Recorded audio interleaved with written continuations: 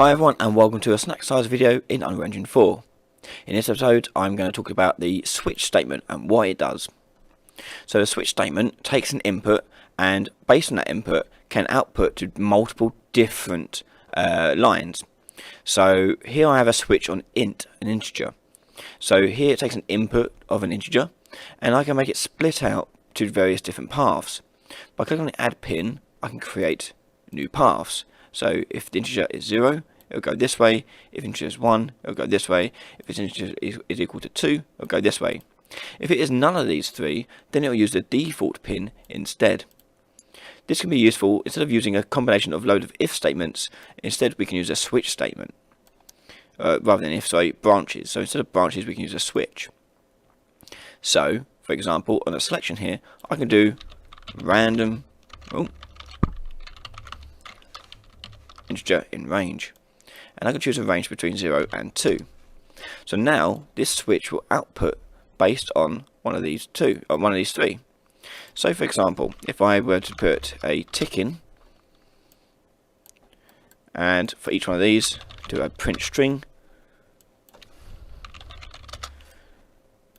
like so, and this one I'll put in 0, this one would be 1, and this one would be 2. Compile that. So now when I push play, you'll see all the numbers changing as they go, because the tick is happening very, very fast, but you can see very carefully that it's going between 0 and 2 randomly. Okay, and that's because it's choosing a random int and is outputting to one of these three. Now if I was to have none of these, and let's say the default one, we go print string, we will say call out error. I'm going to choose a random integer. Instead of doing that, I'm just going to type in the value here of 5. Now 5 isn't one of these three, therefore it will use a default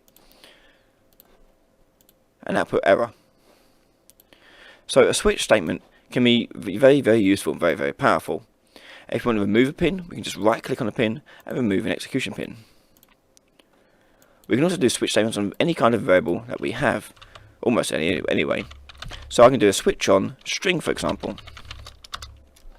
and a switch on string we can add more pins to this, and we can add different cases here. Now to set the string values here, we have to click on the switch statement, and in the details panel I can put in what I want it to be equal to. So if the string is equal to hello, go down this route. If it's equal to bye, go down this route. If it's equal to neither of those, go down this route. And that's kind of it for switches. You can make them switch on any kind of enumerator. If you want to know more about enumerators, head over to my enumeration video. But other than that, they'll work no problem, and they're great, very powerful, very useful tools. So thank you very much for watching. If you like this video and want to see more videos just like this, head over to my channel, subscribe, and don't forget to support me on Patreon, where you can get access to videos nice and early before anyone else. Thanks very much for watching, and I'll see you next time. Bye bye.